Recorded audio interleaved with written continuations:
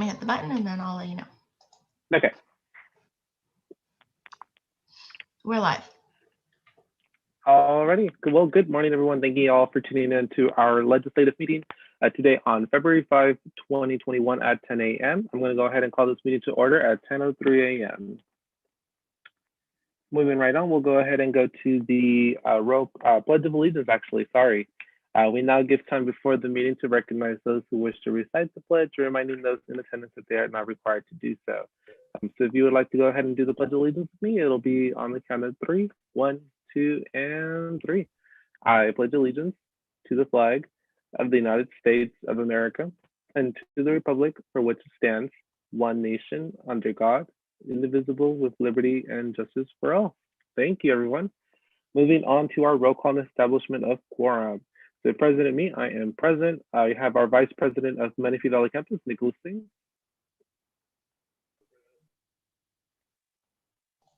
He was just joining. Present. Yeah, he's there. Present. Can you hear me? Okay. Yes. Thank you, Nick. Alrighty, moving on to Vice President of San Jacinto Campus, Victoria Ann Caballero. Present. Thank you. Student Trustee Bacon. Commissioner of College Activities, Janelle Beza. Here. Thank you, Janelle. Commissioner of Financial Affairs, Tracy. She will not be present. I do have some sad news. I know some of you have already seen in the chat, in our group chat, but Tracy will be leaving us, and she will be doing better things as she gets, progress through work. But I just want to take a quick second and just to give her a round of applause for her, for all the work that she's done in SGA and just her commitment as well to our student body. So with that being said, just thank you, Tracy. Alrighty, moving on to our Commissioner of Institutional Effectiveness, Stephanie Vasquez. Present. Thank you, Stephanie. I have our Commissioner of Student Equity and Cultural Affairs, Erin Gonzalez. Good morning, everyone. Present. Thank you. Moving on to Senator of College Activities, Daly DeWitt. Present. Thank you, Daly. We have our Senator of Student Equity and Cultural Affairs, Caston Chamberlain. Present. Thank you so much. Alrighty, moving on to our SGA advisors. We have our SGA advisor and Associate Dean of Student Services, Mike Cardinez. Present. Thank you. Our SGA advisor, Jose Hernandez. Present. Thank you. Our another SGA advisor, Susan Ortega. Present. And lastly, our SGA advisor, Marisela Magaña. Here. Thank you very much. Alrighty, moving on to the approval of minutes for January 29, 2021. I did send a revised version. It was just missing the dates. Instead of 2020, it said 2021. Instead of 2021, it said 2020. So I just made sure to make those corrections prior to the minutes and the agenda being sent out. But can I go ahead and get a motion for approval, please? I motion. I second. Okay. Thank you so much. Already, I have a motion by Daly and a second by Alexis. Thank you guys so much. Moving on to our board reports and information items. Our reports are limited to be 1 minute each. Additional time can be allotted with a motion and a second from the Senate. So I'll go ahead and start with our advisory reports. Advisors, it's your time to shine.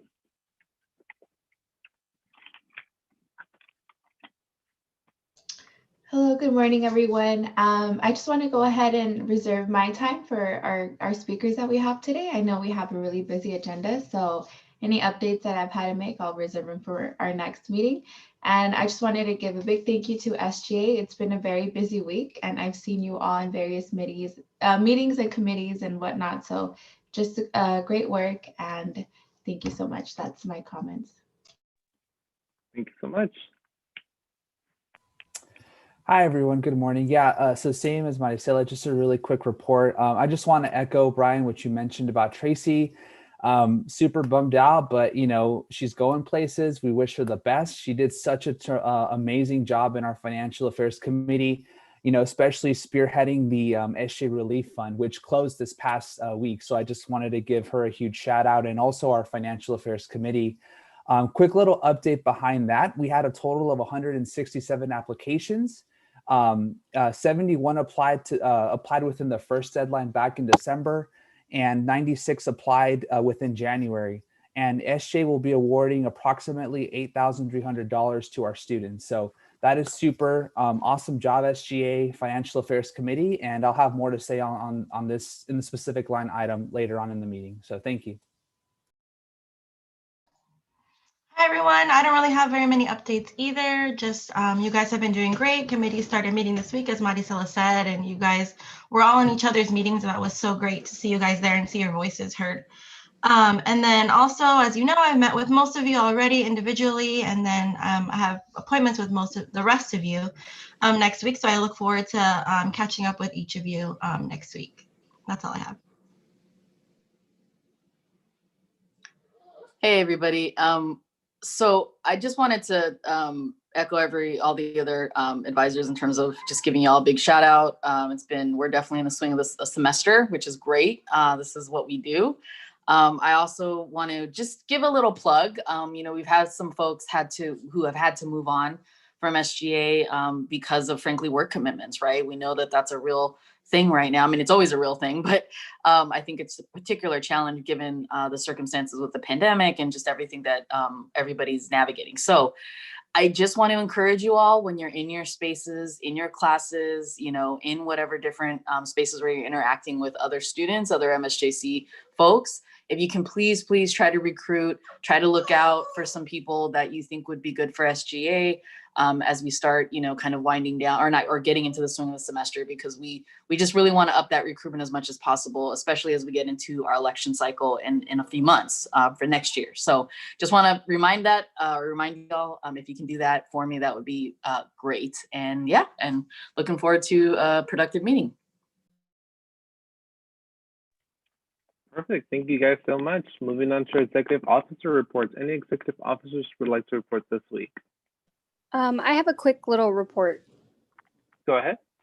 Okay, so hey everybody, good morning. Sorry I'm not as vocal as I normally am in these meetings. As some of you know, it's because I'm at work during these meetings now. Hopefully that changes soon. But as in regards to ICC, during our first week back for ICC meetings, we didn't really have a lot of participants or ICC reps show up. So please, if you know ICC reps and you know they can't make it or anything under those circumstances, please let them know to have somebody take their place for that day, because it is required for all ICC reps to be present in at least one of the sessions for our meetings that week. So please attend. And if you cannot, please email us. Please find a replacement for that day, because it's really important.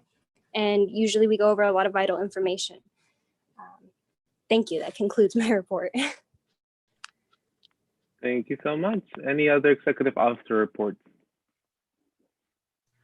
No, Victoria had it all for me. Perfect. Thank you, Nick. Anyone else? I go. Good morning, everyone. I'm just in our SECA committee. We're just really excited that it's Black History Month, and we should let that known and that be out there, that there's a lot of great Black history, and there continues to be more history in the making. And it's the perfect time to celebrate those things and to also look at those things and continue that work. And it's not done. So I feel like we're really just buckling down and trying to get that plan to everyone in regards to equity and what that means in our school and our communities. So appreciate the time. Thank you so much, Erin. Any other executive officer? Brian, can I just make yes. a quick comment? And I just want to also let folks know, thank you, Adon, for mentioning that it is indeed Black History Month, but it is also, and folks may not be aware, I also have to educate myself, but it is also Black Futures Month. And so if y'all haven't heard of this is also an emphasis on, frankly, the futures of folks, right? And so I think it's a nice way to kind of bookend, I think, both months. So it's right now as well. So please, I'll be sure to send out a link to educate you all a little more if y'all haven't heard of Black Futures Month. So that is actually also ongoing in the month of February. So just wanted to make that note.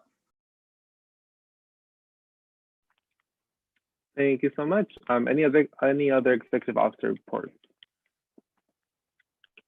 Alrighty, and just a quick, I guess, report on my end.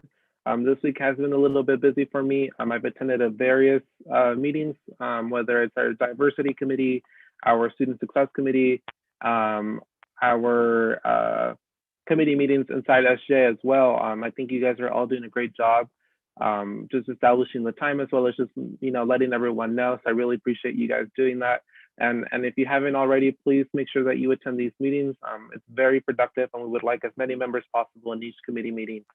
I also want to let you guys know, I did have my, I guess you could say, monthly check-in with Dr. Schultz, and we are confirming that we are having a town hall this month, and it will be scheduled February 17th at 11 a.m. And that is now good to go. So I just want to make sure that we can announce this as soon as possible and promote this to our student body as soon as we can. And you guys can let your classmates know.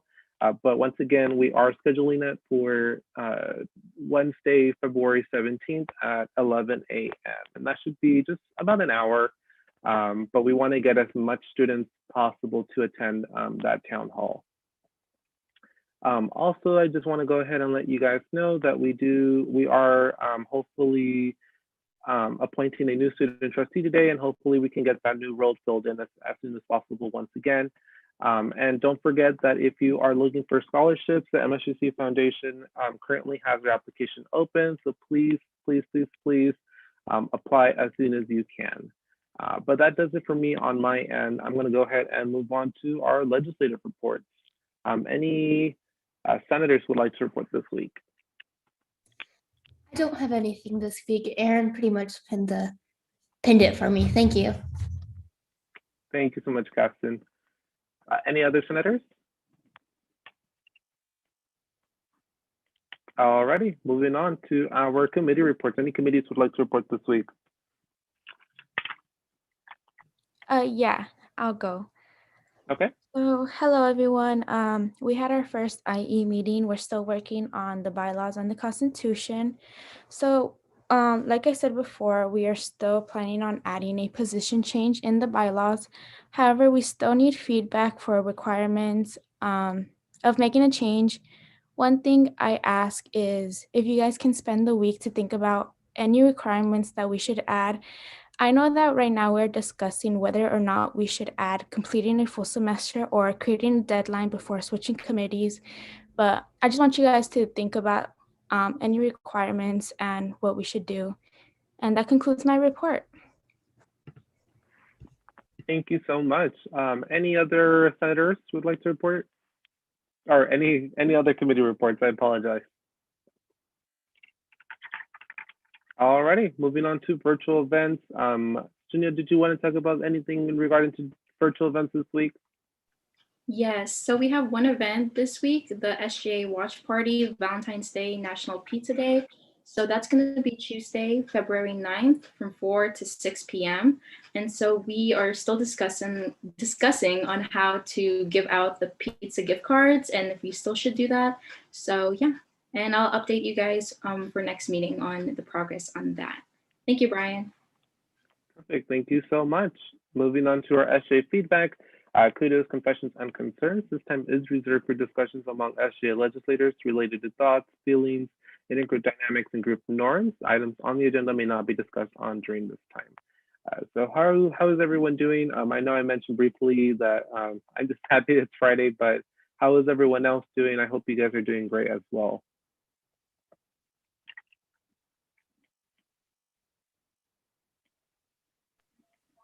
I am doing good. Thank you for asking, Brian.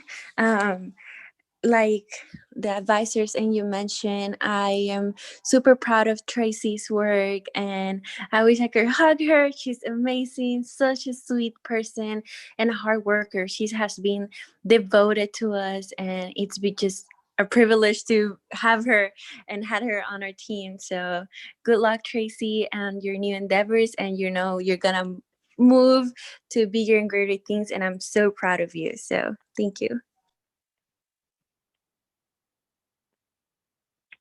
Thank you. Is there any confessions, anything concerning that you guys have seen in our student body so far this week? I know I did mention some issues that I hope to talk about with Dr. Colson in terms of registration as well as just financial aid, but I will definitely discuss that with him next week But any other problems or concerns at all that you guys have seen with your classmates or anything on, regarding online instruction? Yeah, I actually have something. I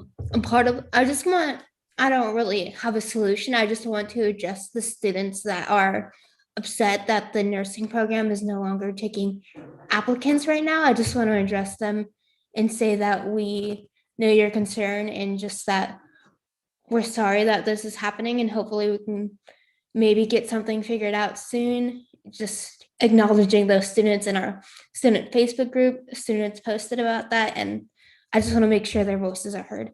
Thanks. Definitely, I did see that, and thank you very much for bringing that up, Catherine. I Any other? Yeah, I Go ahead, just Aaron. quickly, like, as a peer tutor, I noticed that a lot of students maybe aren't utilizing the tutoring center, or I guess the LRC. I guess it's not really LRC, right? It's all online. I think accessing NetTutor is a little frustrating for people.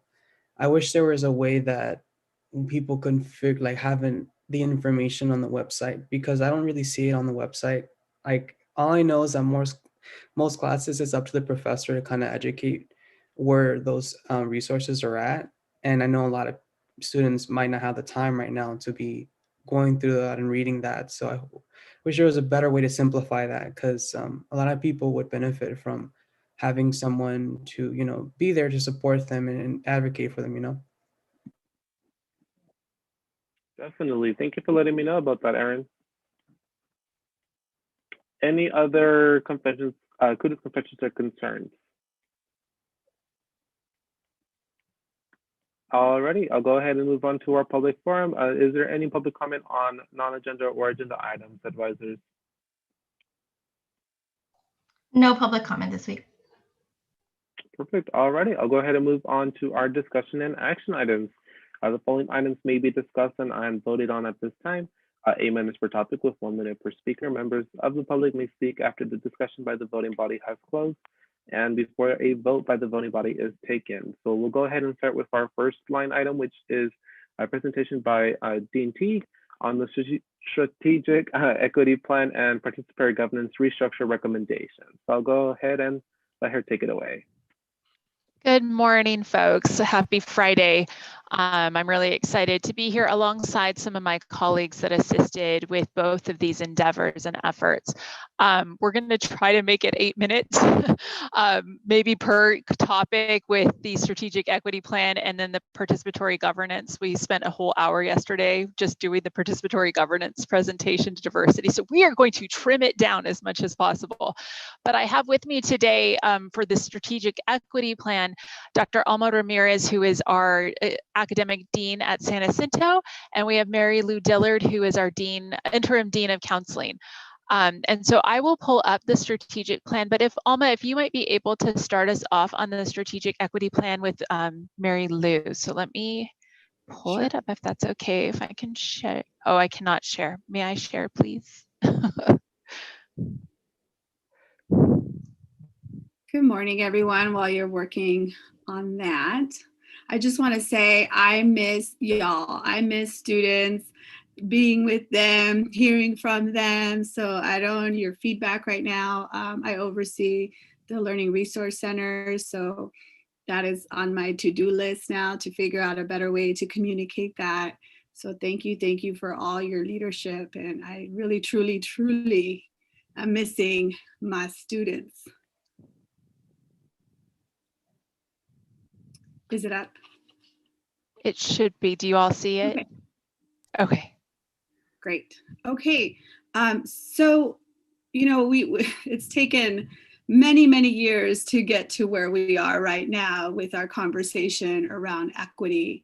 I can recall a time when we had to just submit a for compliance, right? There were reports we had to submit to the chancellor's office to just show that, yes, we've looked at our data, we know what the problems are, but we never really addressed it in the very intentional way that we're looking at it now as a district and really as a state and as a community college system. So kudos to California, to our legislation, to our voters, and really to Chancellor Oakley for really stepping it up and saying, this is not okay anymore.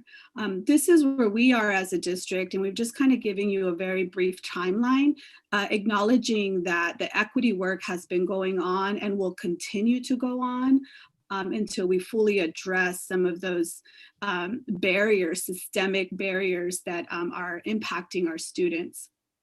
And so a group of us went to the Achieve the Dream. It was a conference in Long Beach. I think Maya was there, and there were a few other administrators and faculty. And it really just, it prompted us. It sort of led the integrated discussion between administrators and faculty to commit to really digging deeper and acknowledging that we need work. We have work to do. And so then there were some summer retreats where we unpacked a lot of the frustration, a lot of the issues that we were noticing at the time and in the past. And from that, we understood that we needed a common definition, a common understanding of our institutions, how we were going to define equity for our institution. So that's where you see the equity pledge was really drafted in the spirit of let's all come together and really understand how we're trying to serve equity at MSJC. Folks were identified to attend the USC Racial Equity Institute.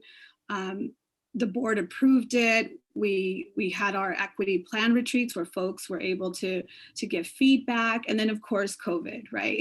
COVID really changed how we operate. And then of course, there was the assassination of George Floyd, the social unrest. And so that also speared into motion our call to action and just again, like really acknowledging what are we going to do, right? Understanding that there are external factors that we don't have control over, but there's internal systems and factors that we have a lot of control over. And so that's where we are today. A little bit more about the history. So this was really the strategic equity plan was a request from our faculty at the time, our academic senate leadership at the time, back in the spring of 2019, calling on our administrators, executive cabinet to, we need to have a more comprehensive plan. The request from the chancellor's office, their plan, that's compliance. We want to move beyond compliance. And so that's where the strategic equity plan was born, really. And we merged, it's a marriage of our equity, or our strategic plan that we have to do as an institution, and our strategic equity plan really are just coming together here. So this is a reimagined opportunity for our institution to address many of the gaps that we know exist within our district and within our classrooms and within our academic support services and student services. Do you want me to keep going, Rebecca? Sure, yes. Oh, okay. I can start here. All right, I got this. Okay, so when we think about our strategic equity plan, where we are right now, we really are trying to merge and marry all these different efforts. We understand that the state, we have a new student-centered funding formula. We have to think about that. We have to think about completion, retention, making sure that students are completing their goals, which also connects to the Vision for Success goals. We have the Chancellor's Office call to action, equity at the heart of all of this, right? Guided pathways. And then of course we have our equity pledge and our call to action. So it is our hope in the work that you see in this strategic equity plan, that you see the merging of all these different initiatives and action plans and pledges And so we come to you today to share that in hopes of getting more feedback. This has been presented to the board, but it hasn't been a board approved yet. And you're looking at the PowerPoint presentation, but it is our hope that it's on the to-do list to make this into a more official report. So we are gathering more insight, more feedback, more questions, because we really want to make sure that it represents all the voices, and in particular our student voices, our student leadership. So this is the draft table of contents of when that report does come out, what you should expect to see in that report. So just take a few minutes and read through that. These are our institutional equity priorities. And I will tell you, I've been at this institution for almost 20 years, a little shy of 20 years. I was a student at MSJC, born and raised in San Jacinto. This is completely outside of MSJC's former identity. This is the rebirth of Mount San Jacinto College priorities. And you can see here the strong emphasis on really disrupting, dismantling mindsets that continue to impact our students and our communities.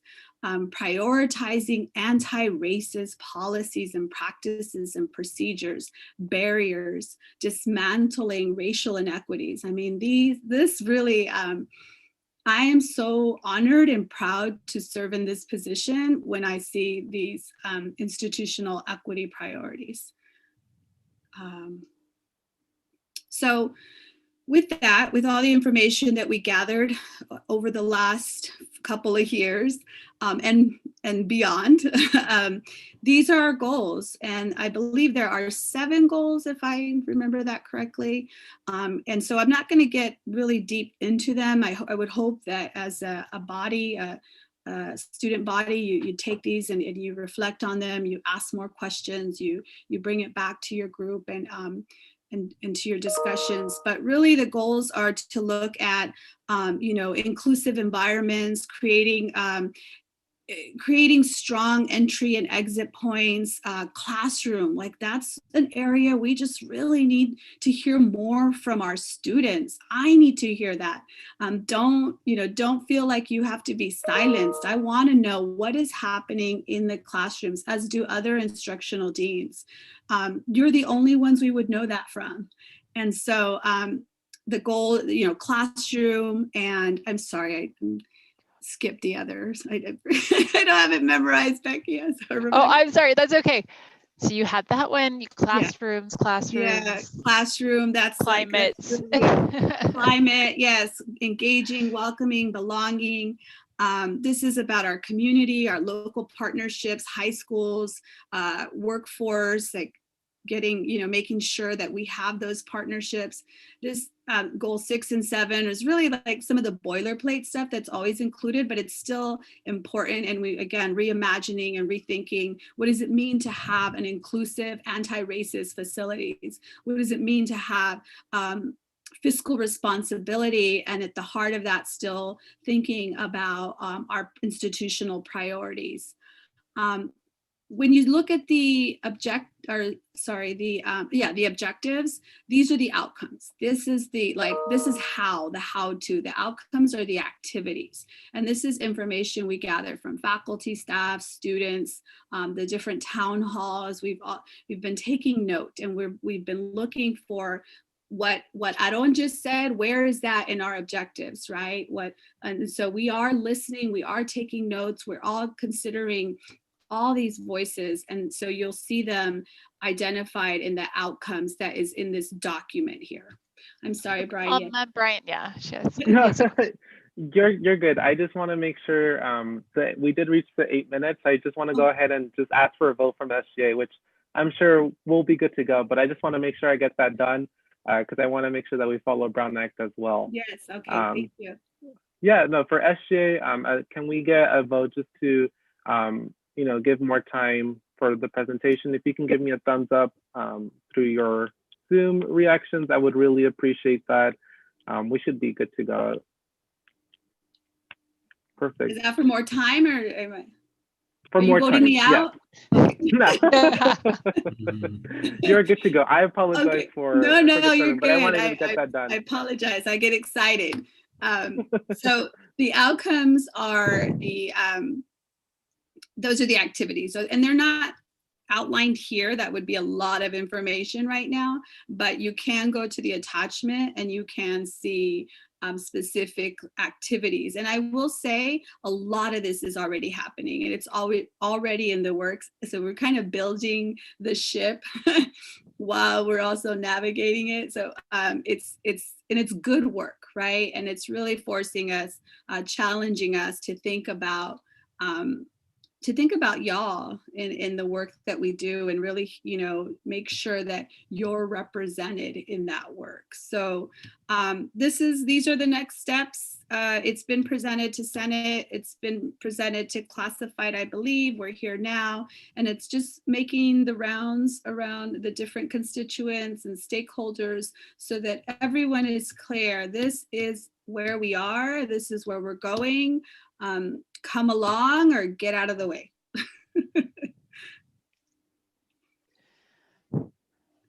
Questions? So with that, we can take questions. And if no questions, I will send this presentation to Maya and your teams to distribute to you so that you can take a harder look, because I know we went through very quickly. But as Alma mentioned, we welcome feedback. So you're more than welcome to communicate with any of us, Mary Lou, Alma, myself, Maya, and we will make sure that we integrate any of your feedback. But it is going to board next week. So this will be really exciting work. But we can move on to the next presentation if you have no further questions. I did have a question. I really like this presentation. Thank you for presenting it. One of the goals really of the SGA committee is to kind of empower students by having either physical or virtual spaces on campus where there is equitable resources there for students. What is that going to look like in the goals? Like, are we going to see that in a few years, or is it even part of the goals that we have at the campus? Yes. So Aaron, I'm so glad that you're asking that. So we are embarking right now on a facilities master plan. So everything we do at the institution related to our buildings or renovations have to be guided by a facilities master plan. And so through this equity strategic plan, it's encouraging the facilities master plan to be inclusive of those two spaces, virtual and face-to-face, so that we are intentionally creating welcoming environments, learning spaces, community spaces for folks to gather, for folks to do equity work, for diversity to be celebrated. So I can give you like a sneak peek on the facilities master plan. There's going to be some changes over at San Jacinto because of the new Temecula building. We're moving some folks out over to Temecula, and we're going to have a one-stop shop for students in the 200 building. It will be renovated. It will have a really beautiful facade on the outside to help students navigate our matriculation, our onboarding, our counseling services, financial aid.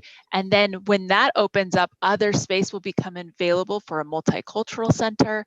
And so we're trying to work all of that into the facilities master plan. So if I were to give you a timeline, soon, but overall, I think it's going to take probably around 2 to 3 years for all those moves to happen. So unfortunately, I hope you all aren't here in 3 years and you've moved on to your end goals of either a 4-year institution or you're in a job that you love.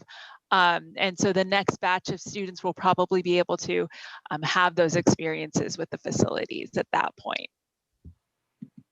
I've included my email there. And again, please reach out to your student friends and folks that you're hearing from about some of the concerns that are happening in the classroom.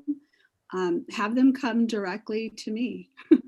And if they're not in my area, I will direct them to the right folks. And Mary Lou, go ahead.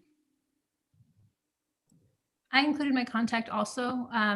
I oversee the counseling department. So if you have any ideas how we can outreach more, we have the Welcome Center also that we staff.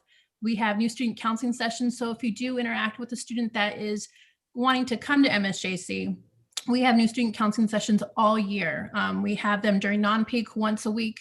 When we get a little bit busier, we have them anywhere from 2 to 3 times a week. So just a reminder, and feel free to contact me. Thanks. Perfect. And I believe I don't have any questions. I'm not sure if any other members have any questions regarding the equity plan, but you can go ahead and ask right now before we go ahead and move on to our next presentation. Yeah, can I ask? Well, comment. I'm really glad this is happening. I honestly feel like this was a long time coming, and I'm glad it's happening now, but the activist in me tells me it should have been sooner, but that's okay. There's a time for everything. And I'm just really glad this is happening. But I do want to ask, is there any meetings or anything as students you want us students input in, or something we can go to help out with this? Absolutely, Kasten. I'm so glad you mentioned that. And you are right. This should have happened a long time ago. I'm with Alma. I've been at the institution about 17 years, 18 this year, I think. And it should have been from the very beginning, but that's okay. We are where we're at right now, and we're going to make differences for the future generations of our students that come in. So we have a lot of different groups that we can involve you folks in, and we can provide Maya with a listing of those, but equity implementation teams meets monthly, and they explore all of these issues in depth, deep dives. And so we'd love your participation in that. Brian mentioned earlier, there's a student success committee that is a reformulation of our student equity committee and our guided pathways. Again, all of this is discussed on how we can improve the experiences for our students with an equity focus. There are obviously all your clubs and all of those good things going on also, but we're going to be starting up a community and college engagement committee next fall, and that will help to bring awareness and create almost a planning committee focused on diversity, equity, inclusion activities at the institution. So that'll be a great one to join potentially in the fall.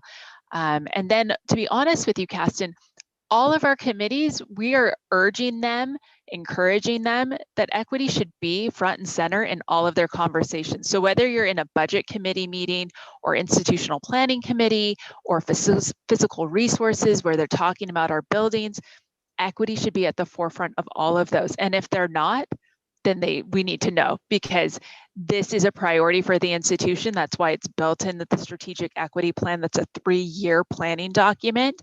And all of our decisions, all of everything that we do needs to be centered around this work. So I would say go to all, any of them should be doing this work, but the ones that I mentioned in particular, definitely do those deep dives.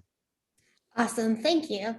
Honestly, sorry to interject, but I was part of a Pathways Committee meeting, I want to say sometime last year, and it was really informative to see how advisors and instructors work on that site, and to also include like student input.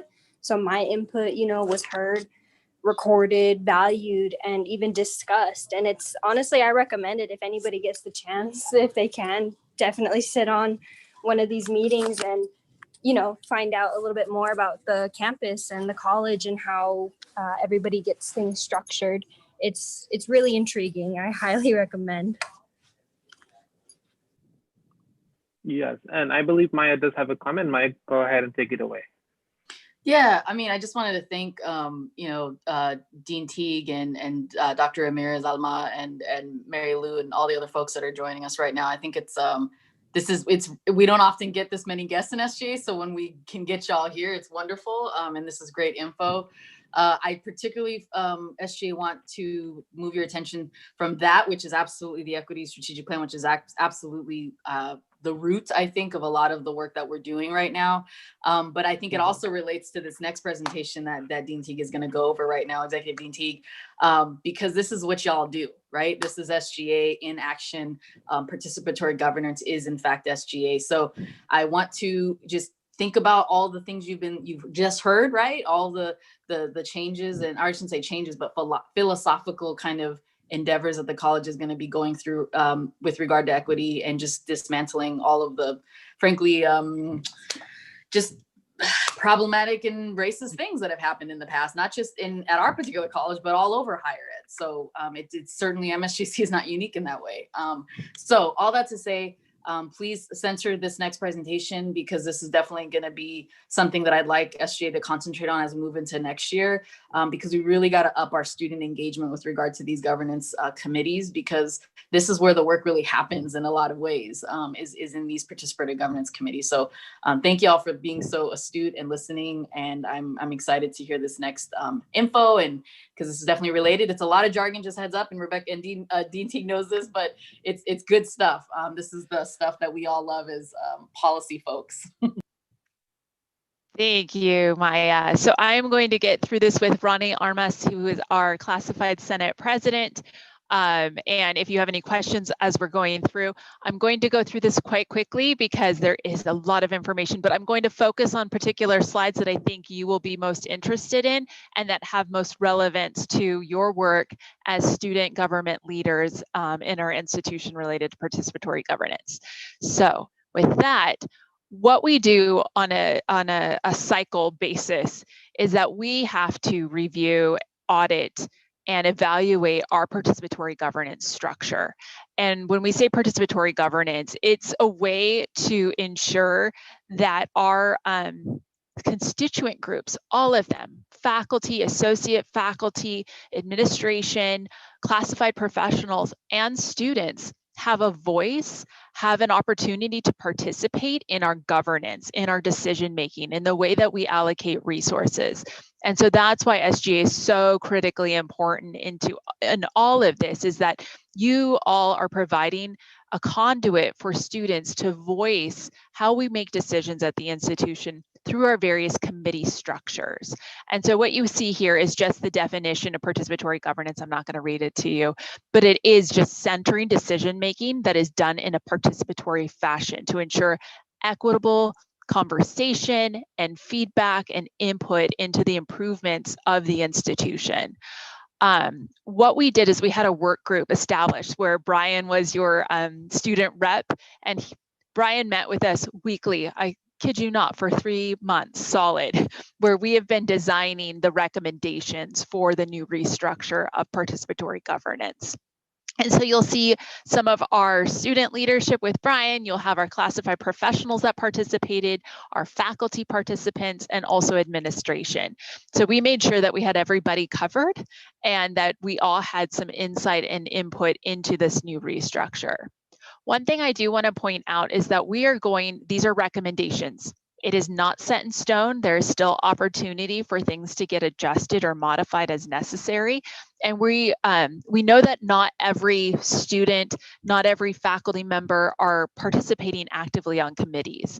And so we are giving folks another opportunity to be able to provide that feedback outside of a committee structure at 3 different listening sessions in February. You'll see the days and times.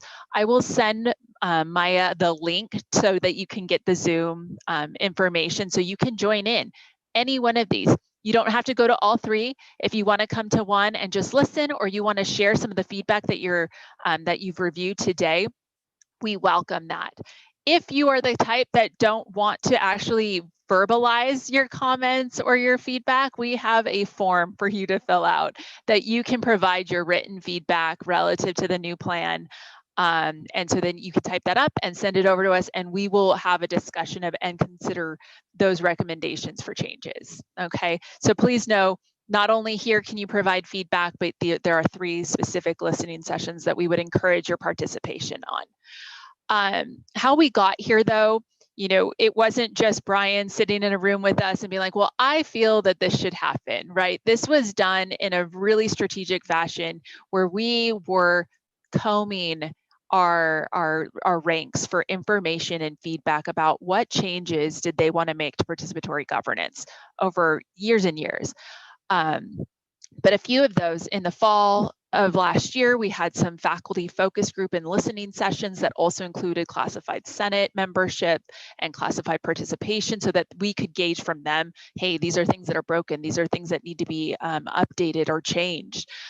We've done surveys to all of our participatory governance groups over many years with feedback on how does communication improve? How can we make sure that we are including folks in these groups?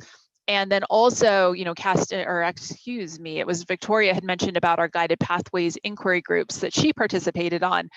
We had those as well that said, hey, there's some things that are broken and we need those fixed. And so those were recommendations from those inquiry groups. And so we took all that information, and that's where these recommendations came from. That's where they were born from. And so we're focusing this restructure specifically on the committee structures.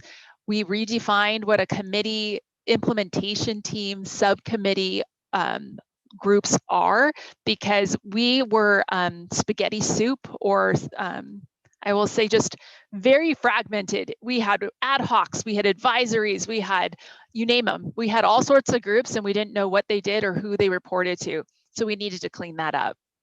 We also redefined the role of College Council, which is like the mothership of all participatory governance groups. So you'll see an org chart that kind of illustrates that.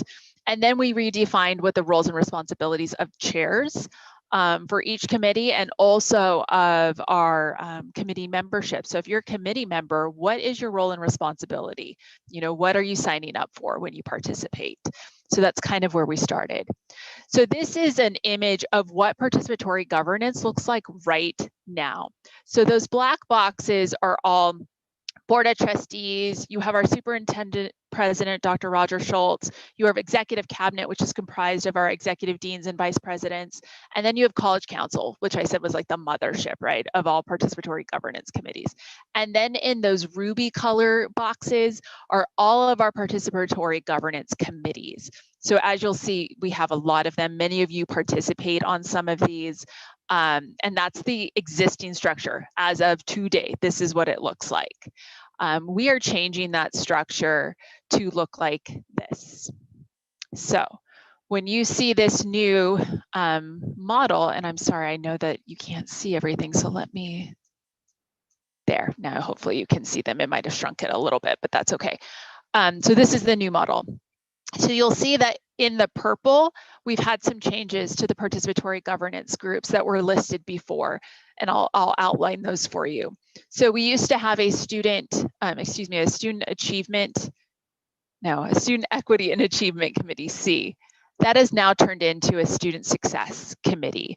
And that was the merger of SEA and guided pathways together. And then you'll see that our student services committee that once existed has now become, it's like in the goldenrod color, it's an implementation team under student success and support services. So we've merged Triple SP and student success with one group. Another change in the goldenrod, you'll see institutional assessment and program review. That used to be its own committee. It will become an implementation team under our institutional planning committee. You will see that the bookstore commission is no longer in existence. It's not something that we're working on any longer. We're doing some other projects specific to bookstore and your needs as students. So we don't have that one. Technology has shifted, where it used to be those two goldenrods under technology, the Information Communication and Technology Committee and the Education Technology Committee. They used to be two separate groups. They're now going to be implementation teams under the mothership of technology. So that's a shift. Keston, the one that I mentioned about campus engagement, that's a new committee. So that has been added. And so we've shifted some things around, really to be in better alignment with our resource allocation process, and also to be better aligned with our strategic equity plan. Here are the groups that will do the work specific to the strategic equity plan and all of our other planning documents. To give you a sense though, because there's lots of colors here, it's like the color of the rainbow. This is the main structure. All right, so you have Board of Trustees, Superintendent President, Exec Cabinet, College Council. All those purple ones are participatory governance committees, of which we want full student participation on.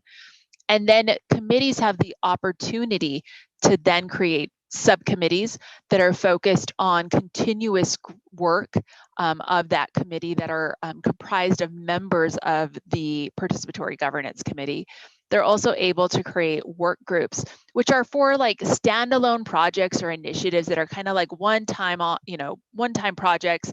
They're short-term in nature. They're to get in there, get something done, make a recommendation, and then they kind of disappear. but it's really for a short-term purpose. And that can be membership from that mothership committee, the Purple Committee, or it can be folks at large. It can be other folks at the institution. And then we have committees are able to create implementation teams. And those groups are continuous groups that do really deep dives on specific issues. They do audits and evaluations of and reviews of processes and practices for improvement. So you'll see on that first slide that had the, let me find it again right here. We have several groups that have implementation teams, which are in the goldenrod. So student success has implementation teams, institutional planning will have an implementation team, and technology has implementation teams. Under professional development, you'll see that they're like in that greenish teal color. Those are considered subcommittees. So it's continuous work that they will be doing specific to PD related to admin, faculty, and classified. And so what this new model affords us is an opportunity to include more folks in the process of decision making. Because if you recall that first model, it was just those purple boxes, right? But they weren't purple, they were like ruby colored. It was just those boxes that folks could participate. Well, we have over 1,200 employees at our institution and I don't know, 16 to 18,000 students. That's not a lot of folks to be able to get in on those committees unless we wanted thousands of people involved in one committee, right? And so this then widens the opportunity for folks to participate. So not only could they participate on the committees, they can participate on implementation teams, subcommittee work, and work group information, as well as advisory teams. So that's kind of like a snapshot of just the new model. There's a lot of things to consider, and we'll get you this presentation so you can review it in depth, but we have the definitions of each. So what the color stood for, right? What the participatory governance groups, what the subcommittee's role is, what the work groups will do, what the implementation teams will be focused on. And then we have our advisory groups, which are like our affinity groups. You've heard of Emoja, Ujima, which is a faculty-led group, Sankofa, the LGBTQ task force, the DACA task force, all of those groups are advisories, and they will feed into those other committees to provide insight and feedback and centering of those voices. So that's that. College Council, I just want to kind of give you an overview. So like I said, that was like the mothership of all participatory governance groups. It's where all the decisions kind of head up through the chain of command to our Board of Trustees. Typically, that group has been meeting once a month. Brian is a member of College Council along with your student trustee who you will eventually re-elect and appoint to that body. So they're going to now be meeting when this new plan is adopted in the fall. They will be meeting twice a month instead of once a month. So one day a week, they will be reviewing the Board of Trustees agenda and going through, normal type of work. That second meeting of the month will be really focused on reports from committees. So those purple groups that we were talking about, they will have an opportunity to come to College Council and share the good work that they've been doing, or talk about what types of challenges they might be having in implementing some of their initiatives or what have you. So we're really excited about this new structure for College Council because it affords better communication between College Council and the committees. It allows folks to hear about things in a more inclusive way. And it also refocuses our energies on what the role of College Council needs to be in that hierarchy structure. An exciting piece of this new participatory governance structure is we are moving to a tri-chair system. So many of you have participated on participatory governance committees, and you typically see an administrator and a faculty member act as the chairs of that committee. Well, that's not very inclusive.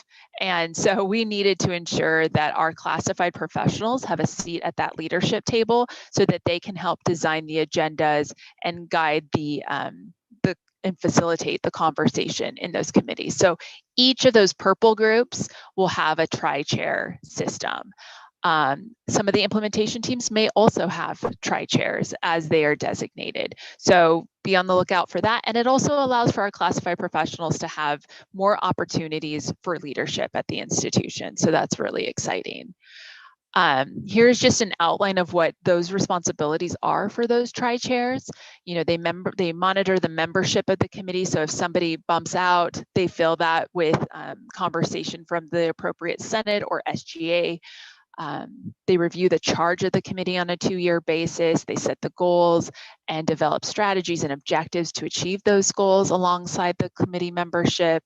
They make sure that they are assessing and evaluating on a yearly basis whether they've achieved those goals. It will be part of their role and responsibility to attend College Council, like I said, once a month, to be able to share the good work of that committee. And now they will all be voting chairs. So in the past, many of our committee chairs were non-voting, but we have changed that because chairs should have an active place on those committees to vote and share their impressions and their opinions on specific issues. So this is just an outline in more detail of what we just discussed. And then we have our membership roles and responsibilities. So as a committee member, what is it that I am required to do? So if I volunteer for that group, it's, you know, inherent like you folks. Attend all the meetings, be prepared for the meetings, follow the Brown Act, make sure that, you know, you as a student or me as an administrator, I report back to my administrative colleagues about the things that are happening at that committee. I'm going to have a core set of values that I embrace about listening respectfully, actively contribute, being inclusive, and then I complete all the work that I'm assigned to do or that I volunteered to do. I serve as a liaison from that committee if necessary. And I just make sure that I'm professional and courteous in all that I do. So those are the new membership roles and responsibilities. We do have some information here about substitutes. So if folks aren't able to attend on a one-time basis, what needs to happen? If there's longer term absences, this would be the new protocol for that. And so I know I sped through this so quickly, but this is the timeline. We are, again, doing listening sessions. I would recommend you all come to those and share your feedback. So we will send this so you have an opportunity to see it. But we're just trying to make the rounds right now to share this new model with folks, to give them an opportunity to simmer with it and see if there's any recommendations that they'd like to see adjusted. So this month, it's all about going to all the committee groups and those listening sessions. Next month, we will be presenting it to the Board of Trustees as an information item so that they're aware of this is where we're headed, and then in April for action. And then obviously, as you recognize, lots of terminology, lots of new roles and responsibilities. And so we will need to train folks in the summer and in the early fall on how to do participatory governance. And we will implement this new model in the fall of 2021. So, with that, I'd love to field any of your questions that you might have. And what I'll do is I'll put it back on that slide with the rainbow groups so you can kind of sit there with the new model. Rebecca, if I may. Yes, Ronnie. So I just kind of want to reemphasize that this was designed truly with, again, with that the equity lens, representation, take into account like all the constituent bodies. Brian and I have met and talked and have discussed about how can we all just communicate better and support each other in all these endeavors. And I think this new design, this new layout really does a great job of being that much more inclusive. So I would just really highly suggest that everyone here really look into committees, really look into where you can get your voices heard, because it is all about you. And having the seats and availability for all that inclusivity is important, but the bodies need to be there. So spread the word, right? Spread the word, encourage your fellow students to really look into some of these committees. I see that Suzanne put a link there that kind of gives the current committees and whatnot, but just start to check that out, do some research, spread the word, and see where you might be of interest, or if you know, have a friend that might be interested in, to encourage them to join and have your voices heard. It has to be about everyone's voice being heard here. This is a new era, and you guys are integral to that. So thank you. Any questions, SGA members, or anything at all that you would like to let our Dean Teague know? So far on my end, it's been, like I said yesterday, it's been a pleasure just working with everyone as well, restructuring and hopefully putting this into action. And I look forward to really seeing this equity and inclusivity be a part of our participatory governance structure. But any questions at all?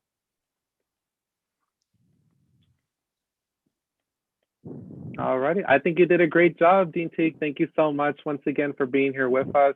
Also, just a side note, it was Dean Teague's birthday yesterday, so happy birthday, Dean Teague, and I hope that you had a great day. I know you were working, but definitely I hope you had a fantastic day. Thank you, Brian. That's so sweet of you. Yes, happy birthday. Thanks. Alrighty, well, thank you so much. I don't think we have any questions, but I'll definitely make sure that SGA gets those presentations by Maya, hopefully soon. And thank you so much, Ronnie, as well. Moving on to our second line item, we have a brand refresh, and we have with us today Karen Maria and Ronnie Armas once again.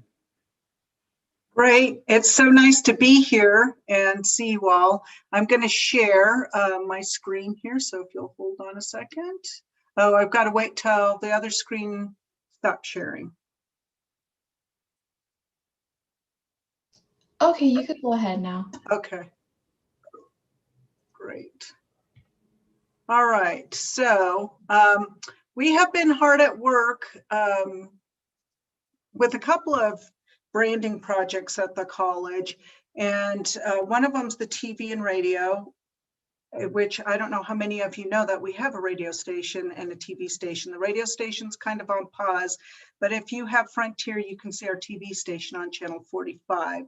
So that one's coming a little bit later, but the one that we are moving forward with, we're very excited. And as you've heard from all the great presentations from Dean Teague and Dr. Ramirez already, the college is in a new place, and we wanted to make sure that our brand holds up to that. And we didn't want to make a big departure because everybody recognizes our brand so much, but we just wanted to make sure that the elements made sense in today's new technological environment. A lot of these tools that we use to create logos and brands and to display them have changed. So we needed to revise quickly.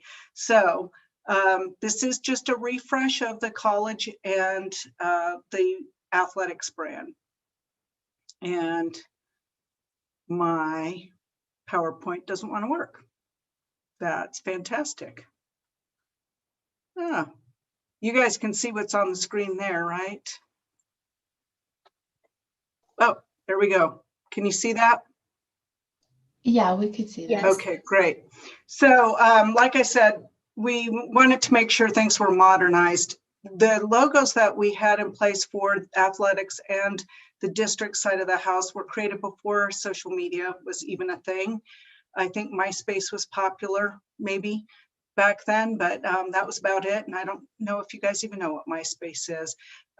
Like I said, technology's changed in the way we can create design and where we apply it. So think everything from, you know, most logos now live on the size of a postage stamp and, you know, on a digital device somewhere. So we wanted to make sure it could go small or go big. It also reduces costs when we reduce from 3 colors to 2 colors for a lot of the print jobs that we have to do. And this will increase the logo lifespan and make sure that the MSJC brand lives long into the future. And I'll just go through a couple of brands and how they evolve. Bass Pale Ale, it's a beer company. They were the first trademark logo. You can see kind of that patch look on the left side, and on the right is today's look. So it's natural for logos to evolve. One you guys might all recognize is the Apple logo, which in 1976 was super detailed, too detailed to get small, as you can probably tell from that screen. But the black one that we have today and see mostly today is easy to identify. And then Stater Brothers, if any of you shop there, I know I do, you've noticed that they've rebranded not just their logo and font styling, but the inside of the store. So they've gone through a transition too. So we're looking to do the same thing. And what we've got currently is the athletics logo. On the left, the center is the academic logo, and the foundation does have a very modern logo. They just went through a redesign just a few years back, but we have 3 different eagles. There's different colors of reds, and this all kind of leads to brand confusion. So we wanted to clean some of that up too. So this is our current athletics logo, and this is our refreshed athletics logo. We removed the yellow because that's not one of the college colors. And again, that helps reduce some print costs. Down in the future, we gave it new font styling with some tabs on the wings there where you can see where it says eagles. It looks like little wings, so that's fun. And it looks great applied on a t-shirt, or you could see it big on a field or something like that. So it's a real beautiful, powerful eagle. And we also turned him forward, so he's not flying backwards, he's going forward now. This is a locked up monogram that really is gonna play very well across different mediums. And you can see here on this ball cap, it looks real beautiful in an embroidered stitch. So we're excited to be able to start selling those in our bookstores. This is the current academic logo, and it has served us well, but there's some difficulties in making it larger and smaller. So the scalability of this was not an easy task ever. And we needed to help boost that logo up. And we've been doing a lot of signage, and you'll notice that we're using more of a word mark logo. And the only difference here is it's a bolder font, and we use a different font styling for the Mount San Jacinto College, and the J's drop down nicely. So it's real bold and powerful and makes a statement. And this can play large or small, just about anywhere. And so you can see the comparison of the 3. The number 1 is the academic logo, and the number 2 is the word mark that we've been using, and we just cleaned it up. So again, it's not a departure. You still recognize it, and it looks great on t-shirts and other media. And that's about it. I wanted to make it short and sweet for you all, but if you have any questions, Ronnie and I are here to entertain them. So I will also add that all the new logos, once they are gone through the approval process and whatnot, will be made available, and we'll have versions, right?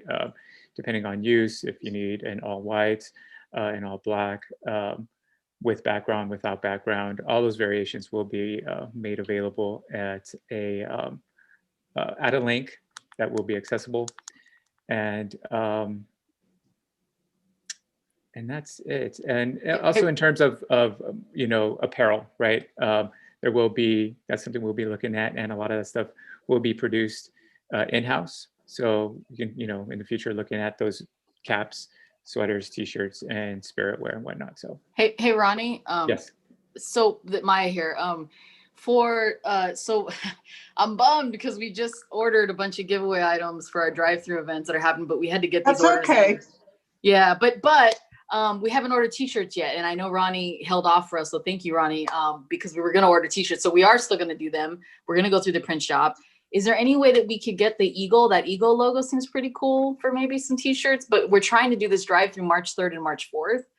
We might have to push it to the second week, but I'd be willing to wait till the second week if we can get the new logos. Why don't you wait till the second week? Because this is going to board next week for review, and then I think they'll be asked to adopt it in March. So it'd be great if you could hold off. Okay, well, my boss is on the line, so maybe my boss will be okay with that. I think the SGA, I don't want to speak for the SGA, but I'm sure the SGA will be okay if we can use the new logo if we hold off a few weeks into March. But I don't want to put Dr. Close on the spot, so we can chat later on about it, John. Oh, that's okay, Maya. Hello, everybody. Yeah, I think that's a wise decision. I would recommend that because students are going to want the latest, the latest of the logos. And I'm just glad, speaking about SGA, I know in the past, and I've brought this up with Ms. Marriott, that the college has had multiple sort of logos, and I know for a while SGA had a separate sort of eagle. So I really like the idea of being consistent across all of all the college, athletics, the college brand in particular, and SGA, so that when people see MSJC, Hold on, Baba. looks the same. So I'd also like to add that branding guidelines are being updated. We will be putting out a document in the future, near future, where all the rules on how to use the logo will be clearly laid out. Exactly like Dr. Colson said, that there will be standardization. And it's not to limit people, but what it really is to just create a much more powerful brand presence. You think about, Apple, McDonald's, Nike, all brands that you guys all know well your entire lives, and you don't see them stretching the golden arches, or, making them purple and not golden, So we're really looking to just create a much more powerful presence that can be identified and that has, again, a much more modern feel and sophistication to it that can compete and, I would dare say, surpass a lot of our competition. There's been a lot of work and effort to really put us on the map. And this is how we communicate, right? Our branding is the first line of communication. If you see a logo, you see a commercial, you see a poster, a flyer, whatever the case is. So the branding guidelines will be coming out, and it will have very specific rules that on how to use all this, and we can then all participate in really just creating a powerful brand. Hey, I'm sorry, Karen. So just to be, it's going to go to the board the second week of March, and then that would mean, would we be able to put in the order before, or should we wait till that third week in March? Or, I guess, I don't know. I'll get with you offline. Yeah, maybe, and I can connect. Okay. That'd be great. And I just want to say thank you, Maya and Jose and everyone. It's so nice to see the students, and we really miss you. And I dropped my information in the chat and our website, so you can find me or Ronnie if you have any questions. We're there to help you. We're there because of you, and we're there for you. So thank you so much. And thank you so much, Karen, and thank you, Ronnie, for being present today and really showing showcasing this information to our student government. I really appreciate it. And Brian, I'll be in touch with you on that other project. I'm super excited about it. Thanks for your help always. Got it. Perfect. All righty. Well, thank you guys so much. Moving on to our third line item, we do have our interview, discussion, and appointment of our student trustee. So advisors, I believe we have one application. Correct me if I'm wrong. Yes, Brian, that is correct. We do have one application that has been submitted for the student trustee position. And that position, the one application that we did have was from Caston. So Caston is our only applicant. So as of now, SGA has the opportunity to go ahead and ask our one applicant any questions they may have, any interviewing questions.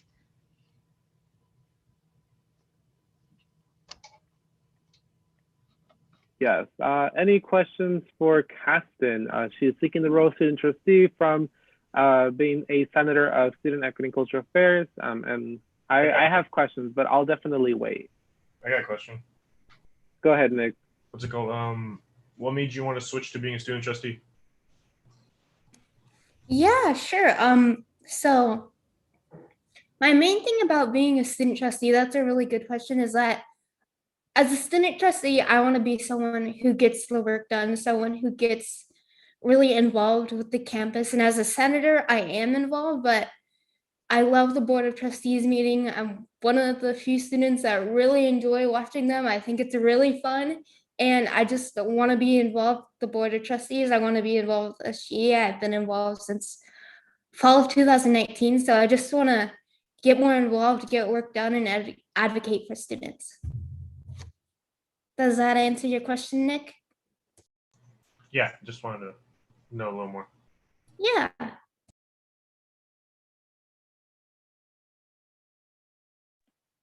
I'll ask one quick question. Caston, what are some steps that you'll take in order to balance your schoolwork as well as other extracurricular activities? Because I know that you're also part of the Talent, part of Hope and STEM, part of SGA, part of FYE. So what steps do you think you'll take in order to balance out the role of student trustee? Because it does take a lot of time, and it will be frustrating at times. And I want to make sure that SGA knows, you know what, we can count on Caston. Yeah, of course. Thanks for asking. I do want to say that I'm no longer a member of Hope and STEM, but to answer your question, one practical thing I always do, I time block. I always stick to my agenda and I time block time for studying, my certain activities, studying. And so mainly I'll be really just practicing those time management skills and making sure that my grades always come first, making sure that I study more and just do my work.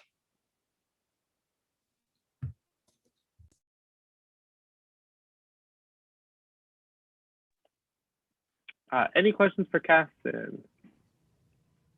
What can you bring to be a student trustee?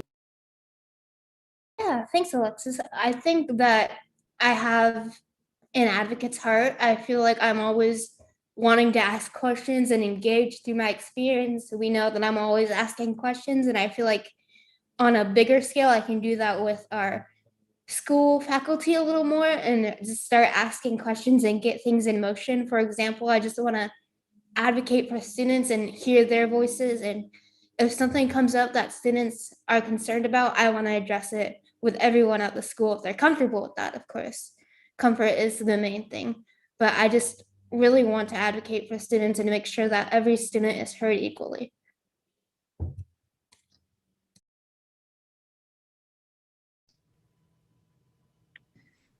So I don't have a question, but I just want to share that, Casting, I'm so proud of you taking that big step. When I met you, you were so an introvert, and see how much you have growth and how much you are involved and devoting your time to the school.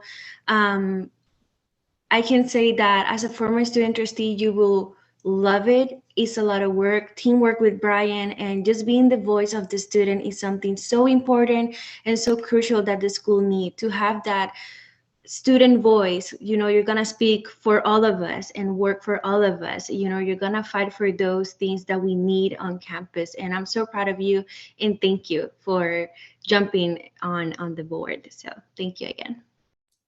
Thank you, Ariana. Wow, I'm gonna get emotional. Thank you. And also, can I answer the questions in the chat? Cool. So yes, go ahead. Caston, are you dedicated for representing what you and the student body stands for? And I say yes. I feel like I am always asking questions, always fighting for what is right. For example, even when we had this presentation, I really just was like, this should have happened sooner. And that kind of ties into what Aaron is saying. How will you amplify equity in your position? And I think the main thing is I was senator for student equity, and I maybe will not be in that position anymore. I know that there is work to be done in SECA, and that is very, very important. And all committees are important to me equally. But I have a special place in my heart for equity. And I want to be working with you closely, Aaron, with all the work that has been done and that we're going to do. Does that answer your question, Aaron? Yeah, perfect. I just wanted to hear your thoughts. Yeah. And Daly said, can you give examples of how you have advocating for students in the past, as well as how you plan to advocate for students in the future? So first question, I've advocated for students in the past through my experiences at SGA. I feel like I was once commissioner of student equity, and while that was a very new role as a senator, I always like to be involved. Me and Aaron are laying the groundwork for some very important projects, such as having a physical space for equity. And that's just some ways. And I know last semester, for a specific example, I was very much trying to advocate for students that were struggling last spring in the middle of the pandemic, in the beginning, I mean. And I feel like their voices needed to be heard, and I tried to do the best and most I could to advocate for those students that were struggling.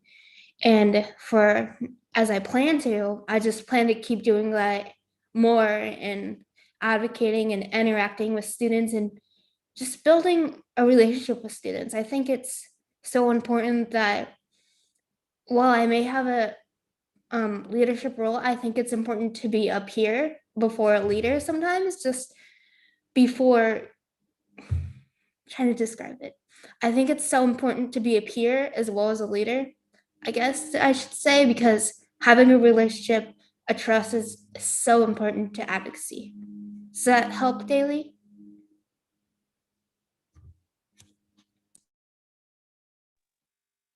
Perfect. One question for me, for you actually, Keston.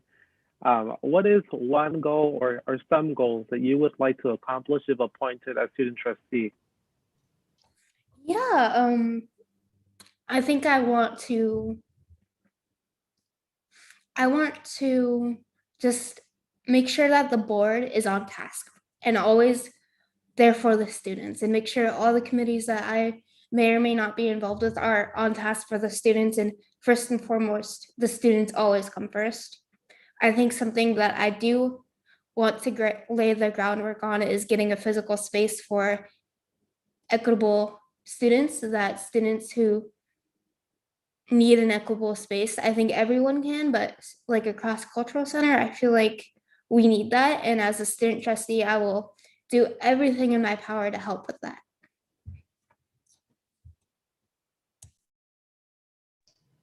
Thank you so much, Keston. Is there any other questions from any of our SGA members?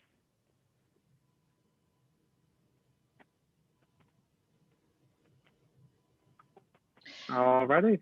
Brian, if I may, since it's Yes. that we have no other questions here on the floor, Keston, is there any last thoughts or final comments you'd like to make to drive home your positions? Yeah, is it okay if I just share with everyone a little bit about myself? I feel like this is really formal and I just want to share about who I am, if that's okay. Please, yes. Yeah, so my name is Keston Chamberlain. I've been a part of SGA since the fall of 2019, so a little while, and SGA has been a family to me. I mean, I've been a part of SGA since I really started school here. I joined in November of 2019 to be exact, and I really advocate for mental health. As a bipolar woman, I feel like there's a stigma, and I want to break that stigma, as well as I'm a peer and an ally to students of all different backgrounds, and I want to make sure that every student is advocated for. And I am an art major. I am very passionate about art, and that's really who I am. I feel like art found me, and it's really just gotten me through some really hard times. So that's a little bit about me. So yeah. Alrighty. Any last call for any final questions or comments for Keston before we go ahead and ask for a vote?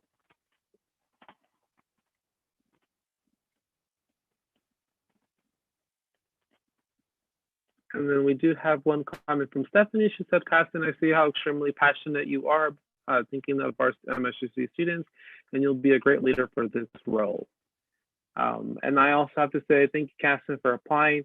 It's great to see someone like you step up and really take charge. And hopefully, if you are appointed, I look forward to working with you. Looking forward to having you work with me alongside with Dr. Colson, with Dr. Schultz, with the College Council, and really making a difference in our students and their experience at MSJC. But is there any questions at all?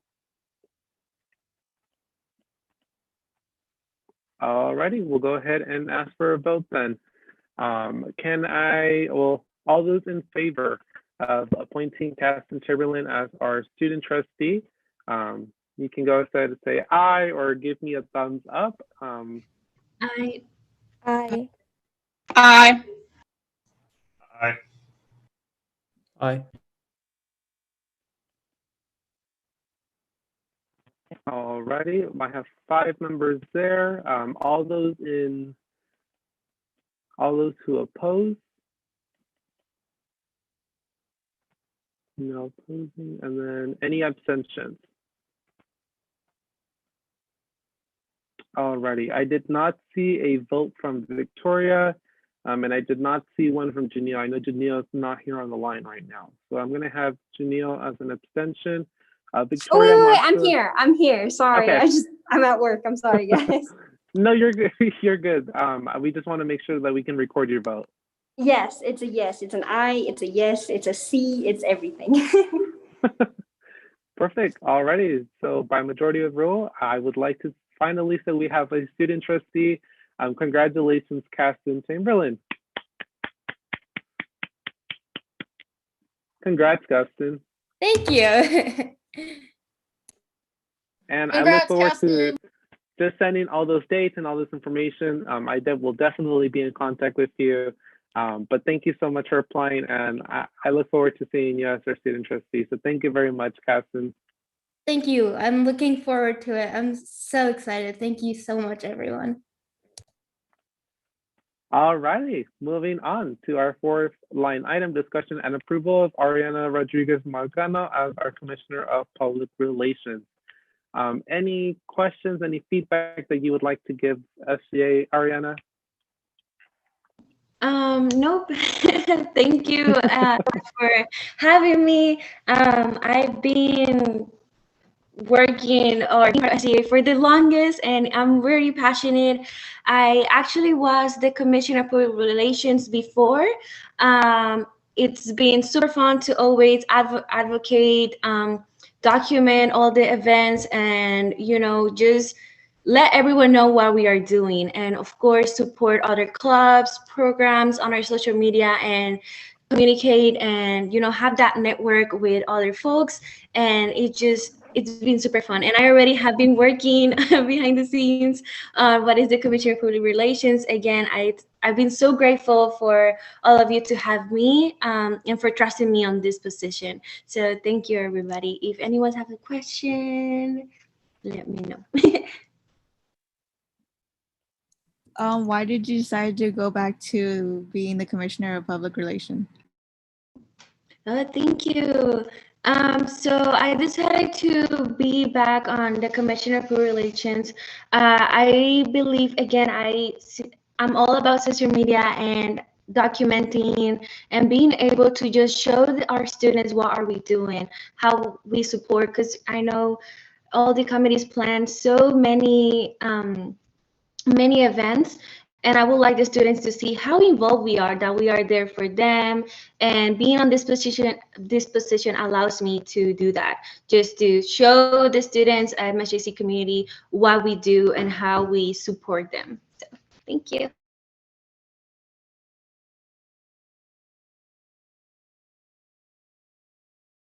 Alrighty, any other questions for Ariana?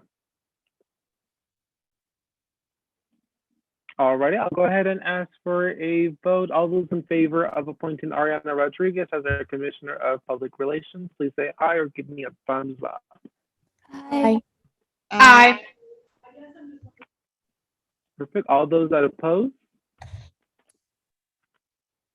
Okay, and any abstentions? We do have Nick, who just had to leave, and as well as Janelle. So I'm going to go ahead and write those down, but by majority of rule, congratulations, we finally have our Commissioner of Public Relations, Ms. Ariana Rodriguez. Thank you.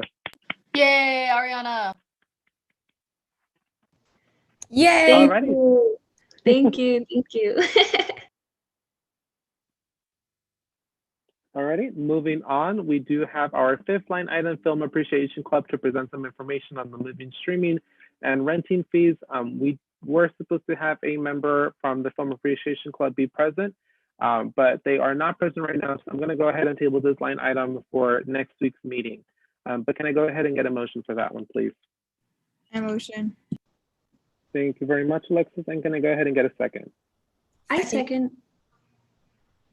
And that was, okay. Ariana, thank you so much. Moving on to line item 6, our discussion and rebranding of the Music Study Hour event. I know Janelle had to leave real quick. She did tell me that she had an emergency. I'm not sure if Jose would like to add anything, or if we should just table this line item for next week instead. Yeah, thanks, Brian. I'm going to suggest we table just also, to make sure we have time for the other items that we need to approve or go over. So yeah, let's table this one. Thank you. Perfect. All righty. So I'm going to go ahead and table this line item 5, our Film Appreciation Club, to present more information on the moving, streaming, and renting fees. Can I go ahead and get a motion? A motion. Thank you, Alexis. And can I go ahead and get a second? Second. And that was Aaron, correct? Mm-hmm. Perfect. Thank you so much, Aaron. Moving on to our line item 7, we have approval of additional $4,200 to be utilized for the SGA Relief Fund. And Jose or Alexis, you can go ahead and take it away on this one. Yeah, thanks, Brian. So I could chime in. So in FA, it actually is a different total. So I don't know, Brian, we talked about it in FA about amending the line item to we're actually approving 2,300 because we can utilize pre-approved funds from the scholarship, which is I think 6,000, if I'm not mistaken, Brian. I think that's what it was, 5,000 plus the other 1,000. So we only need to amend this to a 2,300 and approve those funds. Yeah, so I'm going to go ahead and ask for a motion to amend line item 7 for approval of additional 2,300 to be utilized for the SGA Relief Fund. I motion. Thank you so much.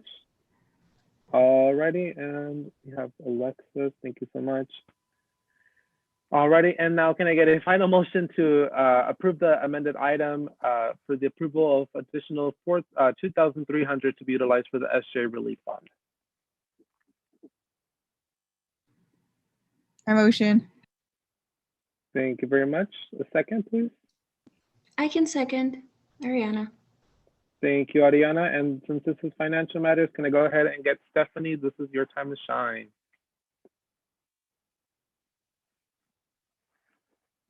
I'm not sure if Stephanie, no, she's not on the line. I'm going to go ahead, then I'll do the roll call then. Can I go ahead and just scroll up just a bit? Thank you very much. We have our Vice President of Menifee Valley Campus, Nick.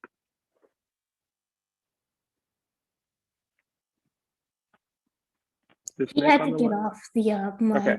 Yeah. Okay, so we have one abstention. Victoria and Caballero are Vice President of San Jacinto Campus.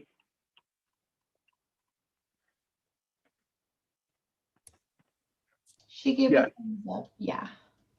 Perfect, thank you. Alrighty, our student trustee, Caston. Aye. Perfect. Commissioner of College Activities, Janelle. She is not on the line, another abstention. Alrighty, our Commissioner of Financial Affairs, Tracy. We'll just go ahead and put that as an abstention as well.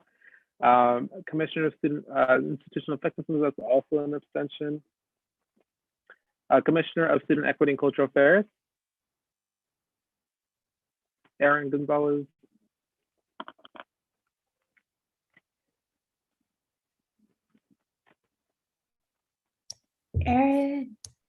Aaron.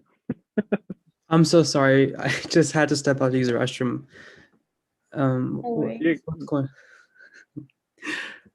Can you fill me in where we were at?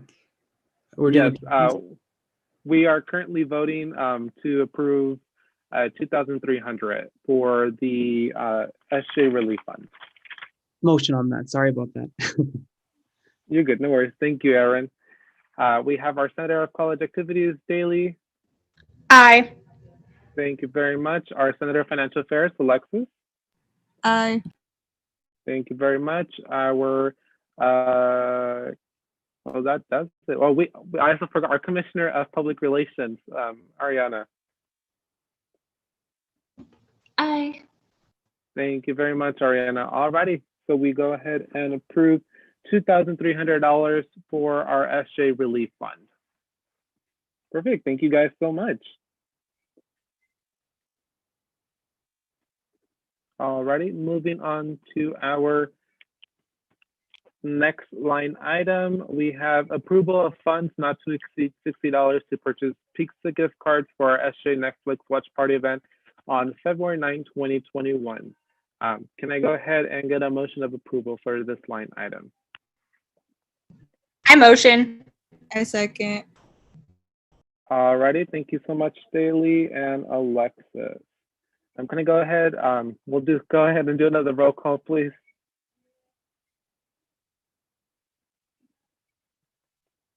Alrighty, we have Vice President of Menifee Valley Campus, Nick, 1 abstention. Vice President of San Jacinto Campus, Victoria. Yeah, perfect, thank you. We have our student trustee, Cassie Chamberlain. Aye. Thank you. Our Commissioner of College Activities, Janelle, another abstention. Commissioner of Financial Affairs, Tracy, abstention. Our Commissioner of Student Institutional Effectiveness, abstention. Commissioner of Public Relations, Ariana. Aye. Thank you very much. Our Commissioner of Student Equity and Cultural Affairs, Aaron. Aye. Thank you, Aaron. Our Senator of College Activities, Daly. Aye. Thank you. Our Senator of Financial Affairs, Alexis. Aye. Thank you so much. And by majority of rule, we did approve $60 for Pixie gift cards. Thank you guys so much once again. Moving on to our next line item. And we do have Active Minds to present information on Active Minds National Conference, which is scheduled to take place online on February 16th to the 18th. And I believe we do have their advisors on the line as well. Hi, everyone. Nice to see you today.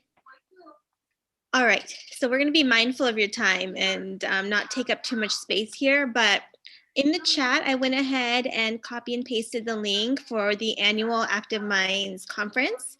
In the past, we have not been able to send our students due to the high cost of airfare and hotels. This year, because it is virtual, the cost is only $35 per student.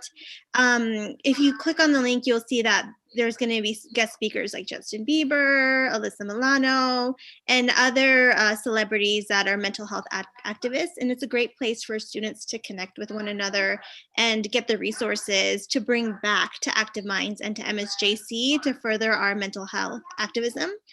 The cost is $35 per student, like I said, and we have 6 members who would like to go. Certainly, we do not expect students to be paying out of pocket, so we are asking for $210,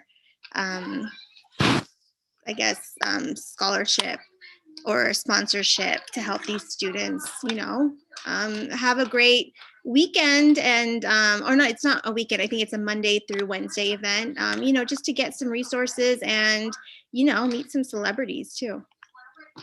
Jeremy, do you have anything to add? Hi, everybody. Good to see everyone today. We're in 2 meetings at the same time right now. Sorry, I've been away for this one.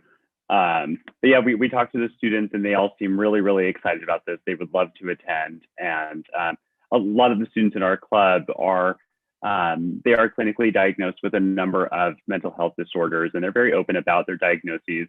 And so they've formed a little community together where they have developed a support system amongst one another. And as a team, they would love to be able to attend this event and grow from it and be able to be with other like-minded individuals and people in shared situations to have conversations in the shared space. I think that would be important if we could provide this opportunity for them, because although we do have Active Minds at MSJC, we have a very small population and we have a very small group, and it would be great if we could get them to meet outside of our immediate campus community with others that they can identify with.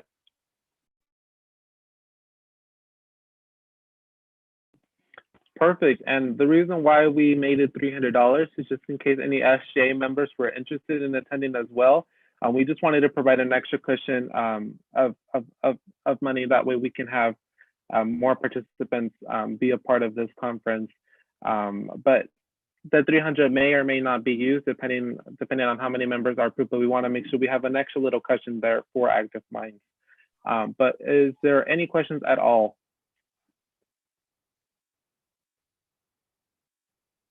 And I'm not sure if, Erfina, you were saying something. It like unmuted, but I didn't hear anything. So I'm not sure if you wanted to say something. Oh, I was just saying that this is open to anyone, so SGA is absolutely welcome, and I think it would really be a great experience for any MSJC affiliates. So Yes, and we can always amend the value amount. We can always increase it. We just want to do 300 now. That way we can make sure that their group members are able to purchase their seats now. But if any SGA members are available and would like to participate as well, we can always increase that and approve that next week as well. But is there any other questions at all before I go ahead and ask for a vote?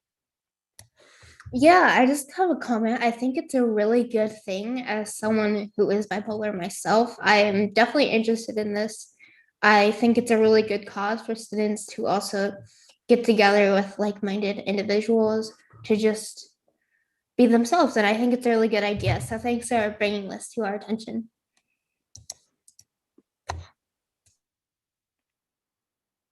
Alrighty, well, can I thank you. You read my mind. Thank you so much, Marisela. Alrighty, can I go ahead and get a motion to approve funds, approve Active Minds? Oh wait, this is not it. This is just line item 9. I'll go ahead and move on to line item 10, which is the approval of funds not to exceed $300 to pay for the Active Minds National Conference. Can I go ahead and get a motion for that, please? Motion. Alrighty, I'll go ahead and take Alexis as the motion, and I'll go ahead and second Caston. And can I go ahead and get a roll call vote, please? We have our Vice President with Menifee Valley Campus, Nick. I'll go ahead and list him as an abstention. Vice President of San Jacinto Campus, Victoria. Thank you very much, Victoria. We have one vote there. Our student trustee, Caston. Aye. Thank you, Caston. Our Commissioner of College Activities, Chanel, abstention. We have our Commissioner of Financial Affairs, Tracy, abstention as well.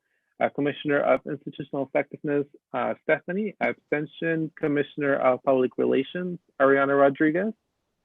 Aye. Thank you, Ariana. We have our Commissioner of Student Equity and Culture Affairs, Aaron Gonzalez. Aye. Thank you, Aaron. Senator of College Activities, Daily Dewitt. Aye. Thank you, Daily. Our Senator of Financial Affairs, Alexis. Aye. Thank you so much. Alrighty, so now that has been approved. Thank you guys so much for approving not to exceed $300 to pay for the Active Minds National Conference fee. So thank you guys very much, and thank you, Arafina. Thank you, Jeremy Rogers, for being present in our meeting. We really appreciate it. Thank you so much. Thank you. Have a great day. Appreciate your time. Bye. Thank you. Thank you. Thank you.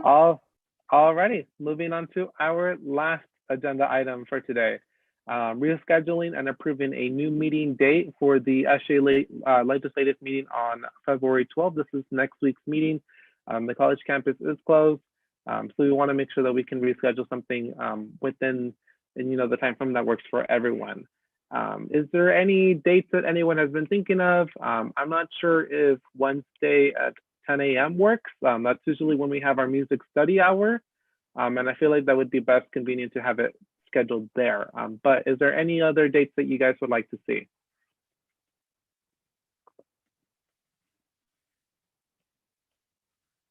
Okay, I have Catherine. She says that works for me. That will work for me as well. Okay, it works for Ariana. That's 2 members there.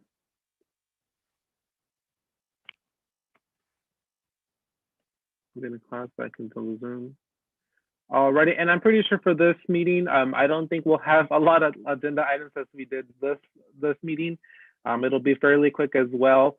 So I don't expect it to be a 2-hour-long meeting as well. That works for me. I'm okay with that. Alrighty, well that I definitely think that settles it. I'm hoping that we can. Do we have to vote per se in this one? I'm not really sure. We can do all in favor and anyone who opposes. Got it. Perfect. Alrighty. Well, we'll go ahead and approve the new meeting date, which will be. Let me just make sure what day is Wednesday.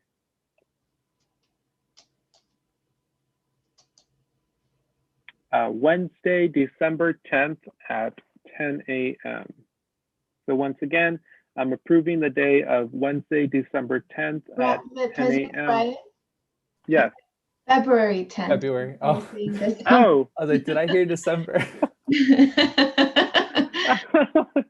it's been a long week. I apologize. We're approving February 10th at 10 a.m. That will be our new date for our usual legislative meeting on Friday, February 12th. So that will take the place. Hey, Brian, Yes. just as a heads up and for just everybody on the line, that's the day, Wednesdays mornings, depending on what Wednesday it is, have our student services management meeting. So I will try to join at 10, but there's a chance I may not be able to. But if that's the case, Brian, you and I can chat in our check-in, and the rest of the advisors will have any info that I need to, but I just want to give you a heads up. If I'm not there, that's why. Got it. Perfect. Thank you so much, Maya. And all those in favor that would like to approve this new day, please give me a thumbs up or say aye. Aye. Aye. Aye.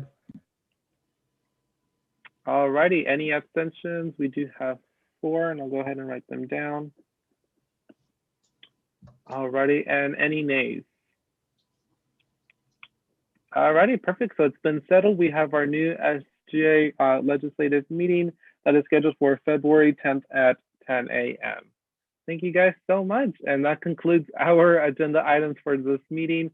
Is there any call for agenda items besides the ones that I do have tabled? I know I have 2 already, which is just possibly approving new dates for our drive-through event, as well as approving Alexis as our Commissioner of Financial Affairs. But any other call for agenda items right now? Alrighty, and you guys can always make sure to just let me know ahead of time if you guys would like to see anything on the agenda, and make sure, please, if you can, try to do this as soon as possible. Thank you, Brian. And yeah, thank you guys. Any information from our advisors before I go ahead and adjourn this meeting? Yeah, one last thing. So if you want to attend the conference, just please send me an email today. That way, Monday morning, we can start processing the registrations. So yeah, please let me know if you do want to attend that conference February 16th. Alrighty, perfect. Alrighty, I'll go ahead and adjourn this meeting at 11:49.